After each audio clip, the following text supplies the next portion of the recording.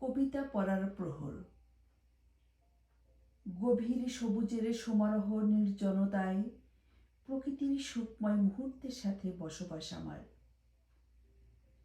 জীবনের ছোট ছোট গল্পগুলোকে আজ কবিতার পাতায় মুড়িয়ে রাখবো নিজের মতো করে।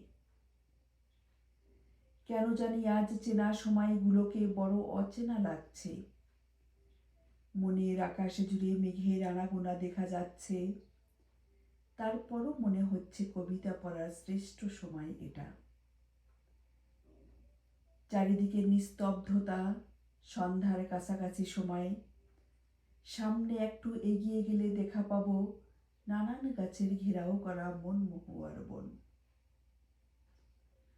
কত কথা ভাবছি মনে মনে, ভাবতে ভাবতে চেনা পথটাই যেন অচেনা লাগছে। খুব একা একা লাগছে। চারিদিকে বইছে বিরহের বাতাস। ঝরা পাতার উপরে বসে পড়লাম। এরপর জোনাকির আলোয় ধরে এগিয়ে গেলাম। আলো আধারের মাঝে অদূরেই দেখা যাচ্ছে ঘরে ফিরে যাওয়ার পাখিদের পালা। কত নির্জনতায় ভরা চারিদিকে।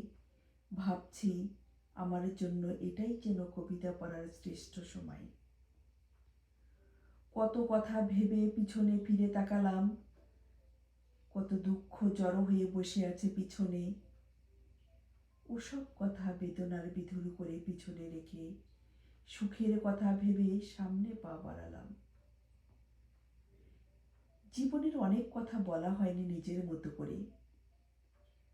আজ তা বলবো কবিতার ভাষায়, কবিতার মধ্য দিয়ে। মনে হচ্ছে আর একটু পরে আকাশে ভেদ করে চাঁদ উঁকি দিয়ে যাবে পৃথিবীর বুকে। ওই চাঁদের আলোয় ভরা নির্জনতায় বসে কবিতা লিখে যাব মনের মাধুরী মিশিয়ে। এরপর প্রকৃতির অপরূপ দৃশ্যের মধ্য দিয়ে চাঁদ মাখা রাতের নির্জনে বসে বের করে নেব কবিতা পড়ার প্রহরখানি।